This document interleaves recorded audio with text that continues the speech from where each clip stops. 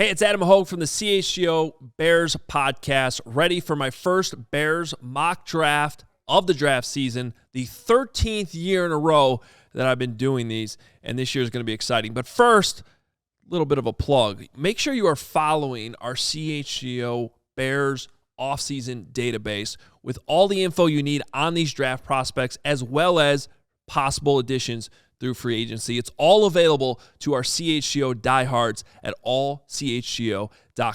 Also, right now, hit that subscribe button. Make sure you're subscribed to the CHGO Sports YouTube channel for continued draft season coverage throughout the spring. All right, let's jump in right now. The Bears have the number 1 overall pick. It's the first year I've ever done this, but we're going to start this off with a trade because I think that's what the Bears are ultimately going to do. And in this first mock draft, we have the Bears making a trade with the Indianapolis Colts. I think this one makes a lot of sense for a lot of reasons. Bears moving back to number 4. And could they get more than this? Possibly. But let's start off with a relatively realistic trade haul, and I think this is it. But the Bears acquire the Colts' number 35 overall pick early in the second round as well.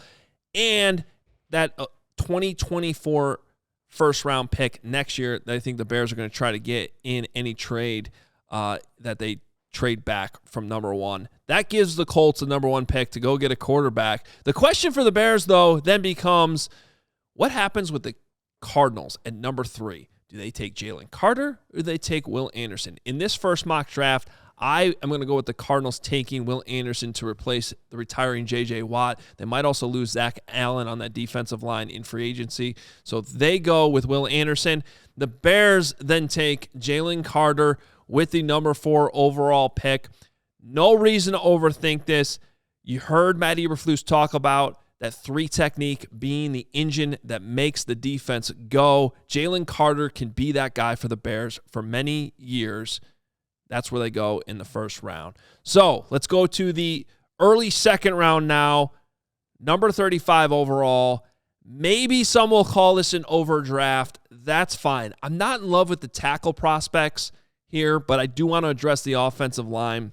John Michael Schmitz, local kid, home with Flossmoor, went to Minnesota and looked really, really good at the Senior Bowl. I know his senior tape was down a little bit from his junior year, but I really think he's a good fit in the Bears offense, a big center who can get outside and pull, and I think the Bears would be wise to shore up and make an upgrade at that center position. So John Michael Schmitz goes to the Bears early in the second round. Now, in this scenario, the Bears have 2 second-round picks.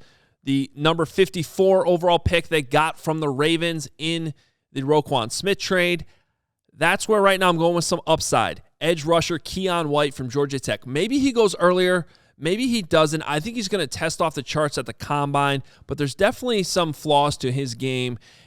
I think ultimately Ryan Poles, you look at the upside, you grade the flashes, and this is a pick that makes sense to pair with Jalen Carter, Keon White from Georgia Tech. We go to the third round now.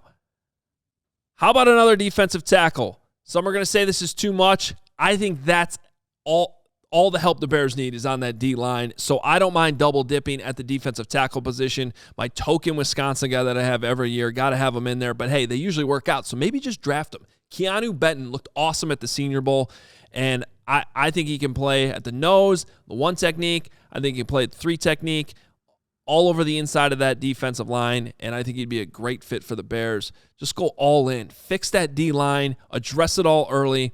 I love that. All right, 4th round, another Big Ten guy. First mock draft tends to go Big Ten and Senior Bowl because these are the guys I know this early in the process. That's fine. Just follow along. Jaden Reed, wide receiver, Michigan State. Now, little undersized. There's going to be questions about his speed. I think he plays faster than whatever he's going to test at the combine, but his 40 time will be big, and he could move up a lot farther than the 4th round if he tests well. But it's still early February right now. I think he plays fast. I think he can run good routes. I love his releases off the line of scrimmage, and he looked really, really good at the Senior Bowl. Plus, he looks comfortable catching punts. That could be an area he helps the Bears as well. So in the 4th round, early 4th round, I have the Bears taking Jaden Reed. We go with another Big Ten guy here later in the 4th round. Riley Moss, a corner from Iowa. Very fast, very athletic. gets his hands on the football. 11 interceptions in college, including one game where he had 2 pick sixes. I think some people are going to overthink this with Riley Moss, try to make him a safety. I think he can play corner at the NFL level, and I love his ability to get his hands on the football. It's a good fit for what the Bears want in their defense. We go to the 5th round now, a tight end in Josh Wiley from Cincinnati, who I think can move up.